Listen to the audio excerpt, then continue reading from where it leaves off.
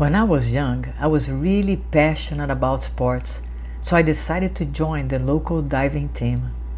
I loved the sport so much that I would be the first one in the pool and the last one to leave. Because of my passion and devotion to the sport, I was given the opportunity to come to the United States and train here, and that is how I ended up moving from Brazil to the US.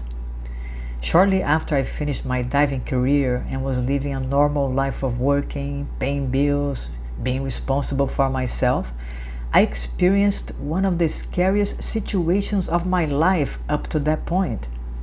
I felt like life pulled the rug under my feet and I was falling with no place to hold on to.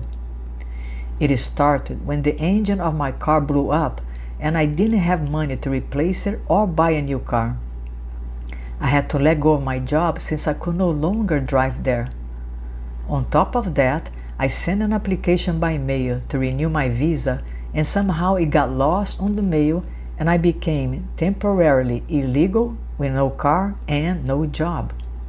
I didn't have any family or support group here in the US, so I started panicking.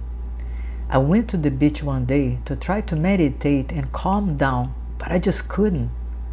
I started crying and pleading for help from what I understood God to be. On my way back home, I was guided to pick up a newspaper to look for a job, and instead, I found this advertisement of a spiritual healing center offering free spiritual healing sessions. I went there on the next day and had an amazing experience. I was able to experience a deep sense of peace in spite of my circumstances.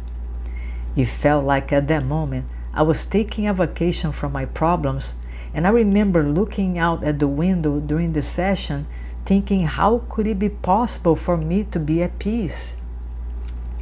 I loved the experience so much that I continued going to the center every day to stay connected to that sense of peace. A few weeks later, my life began to be transformed. I was offered a job making twice as much money as I had before by a company who promoted diving shows at the Miami Seaquarium. The biggest lesson that I learned from that experience is that finding peace in the midst of a storm has the power to calm the storm on my behalf.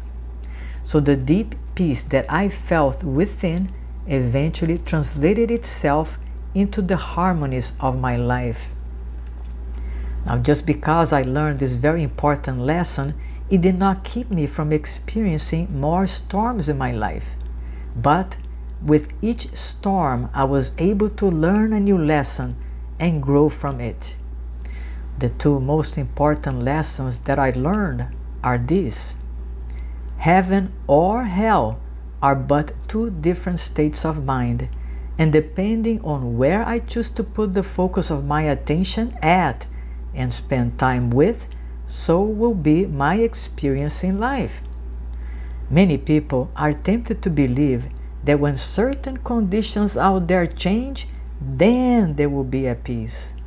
Then they will feel joy and appreciation. The problem with that is that our outer world is but a reflection of our inner state of mind and being. So trying to change anything out there without addressing the cause within ourselves may keep us on an unfulfilled life. In other words, if we are experiencing conflict or drama out there, there is a very good chance that we are entertaining thoughts of conflict and drama within ourselves.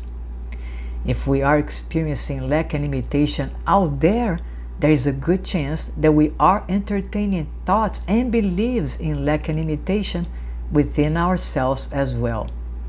So the correction has to be done within ourselves first, and then we will see the outpicturing of it in our daily lives.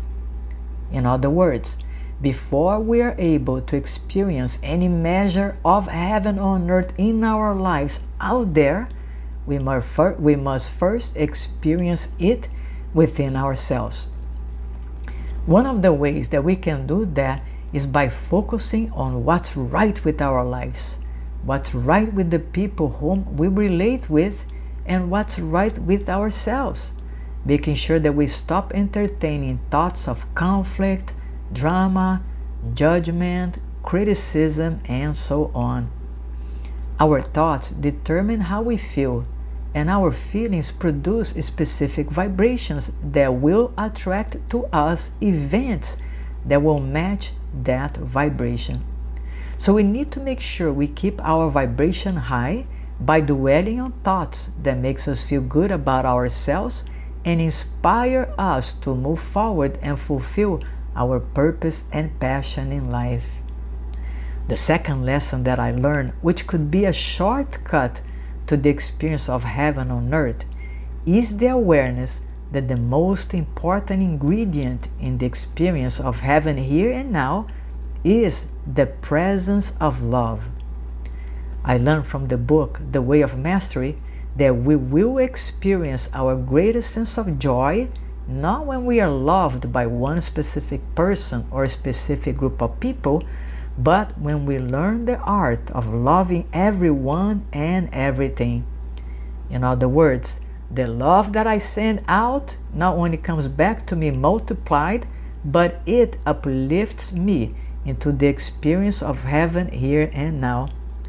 So the invitation here for those of you who would want to feel like you are in heaven now is first to be mindful of where your focus of attention is and be the presence of love wherever you go, and heaven will reveal itself to you.